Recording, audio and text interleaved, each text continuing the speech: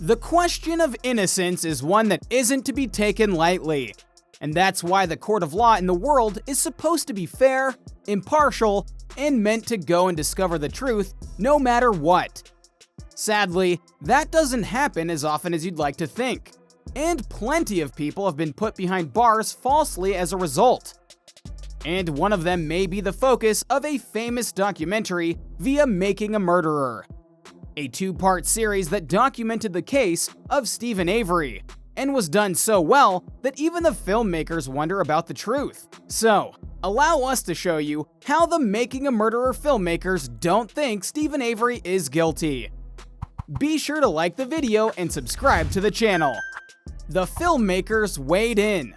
As you might expect, the team behind Making a Murderer had a lot to say about the case of Stephen Avery, and the filmmakers themselves were willing to go onto The Late Show with Stephen Colbert to discuss it all.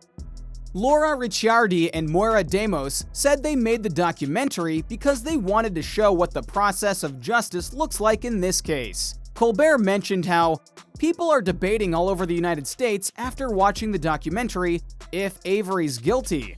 Then he flat out asked, "What do you think?" A simple question, but the answers are far more complex than you might think. Ricciardi responded first. "My personal opinion is that the state did not meet its burden either in Stephen Avery's case or Brendan Dassey's case," she said. And Demos said she agrees with Ricciardi because she doesn't think Avery is guilty beyond a reasonable doubt. He is guilty beyond a reasonable doubt? Nothing I've seen, and I've seen a lot of stuff, has convinced me of that. Overall, the filmmakers said they feel like there are no winners here. What we hope to achieve by sharing this story with as many people as we can is to engage Americans and get people to feel responsibility and understand their own agency here, Ricciardi said. For instance, if we see someone in a perp walk on television, we can check ourselves and reserve judgment about that person, because at that point, that person stands accused and has not been proven guilty.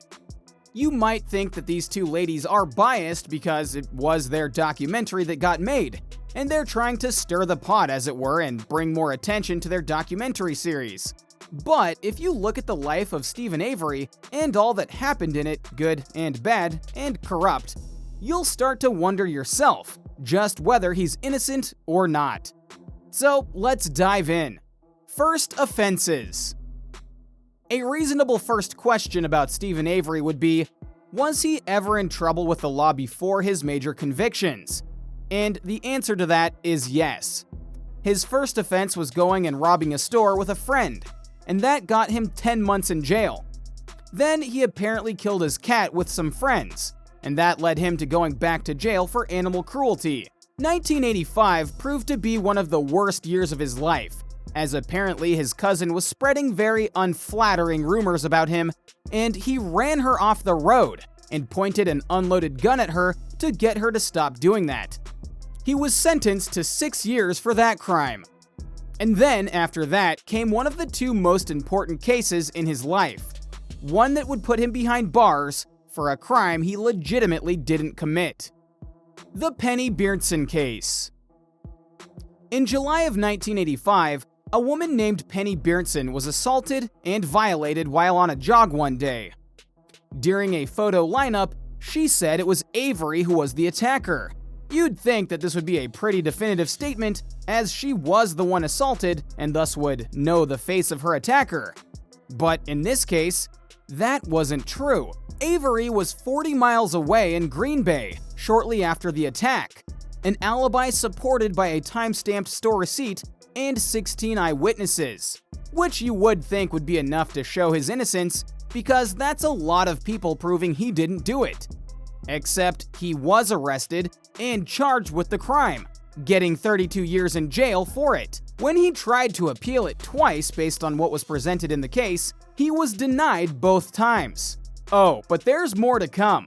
In 1995, a detective made a call to the jail that Avery was at and noted that an inmate had admitted committing an assault years ago in Manitowoc County and that someone else was in jail for it. The sheriff at the jail didn't believe him, and thus Avery remained in jail, which shows not just bias against Avery, but a clear lack of justice, as at the very least, they should have checked it out, as it was another member of law enforcement, not a random person coming in with the tip. Eventually, in 2002, the Innocent Project used DNA evidence to prove that Avery was innocent, and that a man named Gregory Allen had done the deed.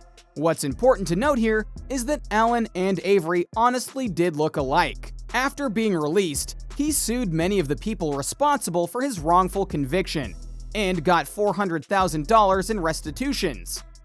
One would hope that his story would end there, but it didn't. Not even close. The Teresa Halbach case. Teresa Halbach was a simple photographer born in 1980. 25 years later, in early November, she went missing, and her parents called into the police to let them know that their daughter was missing. Now, lest you think that her parents were just overreacting, they hadn't seen their daughter in days, and she lived right next door to them. Halbach was known to have visited the Avery salvage yard in Manitowoc County on October 31st, 2005, just days before her death. On November 10th, 2005, following the discovery of her Toyota RAV4 vehicle partially concealed on the Avery property, Calumet County Sheriff Jerry Pagel conducted a search and found the charred remains of Halbach. Her cell phone, license plates, and car keys were also recovered. Fast forward a few days, and Stephen Avery's blood was found in her vehicle, a clear sign that he was involved in part, or in whole, with what happened to her. Avery was charged with the kidnapping and murder of Halbach, mutilation of a corpse, and illegal possession of a firearm. The case that was to come was going to make history in more ways than one. The trial that put him away. Almost from the get-go, there were issues with the case, not the least of which was that some of the county sheriffs and law enforcement agents who were involved in proving Avery guilty of the previous crime were allowed to investigate the new case, despite there being a civil suit by Avery against them. And some of the key evidence was indeed found by them. But as Avery's lawyers noted multiple times, not only was there a conflict of interest, there was evidence that was clearly tampered with, including a vial of Avery's blood from his wrongful conviction that had been unsealed, and a puncture wound was in the top as if to draw blood from the vial. Avery himself noted that this was a frame-up because of his suing the county for what they did to him. Another controversy that came about was that of his nephew, Brendan Ray Dassey, who confessed to helping Avery with the attack on Teresa. But later he recanted, as he said he was coerced by the cops as they didn't let him have a lawyer present. On March 18, 2007, Avery was found guilty of first-degree murder and illegal possession of a firearm, and was sentenced to life in prison, as well as not getting the possibility of parole. Justice? Years later was when Making a Murderer was first released, and then its second season was done and released in 2018. What is the true justice here? That's hard to say for a variety of reasons, not the least of which is that there was clear miscarriage of justice done at least once to Stephen Avery, and heavy suspicion that it happened to him twice. Yet every time he or his nephew try and appeal the case or get a retrial, they get denied or stonewalled. The case is still going on because Avery's new lawyer is fighting hard for him.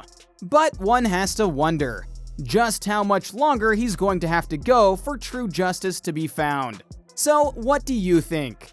What do you think of this look at Making a Murderer, and how even the team behind the series don't think he's guilty of the crime he's currently rotting in jail for? Do you think that this is a good take on things? Or could it be that the filmmakers have a bias due to it being their show? What do you think will happen with Stephen Avery? Let us know in the comments down below. Be sure to subscribe, and we'll see you next time on the channel.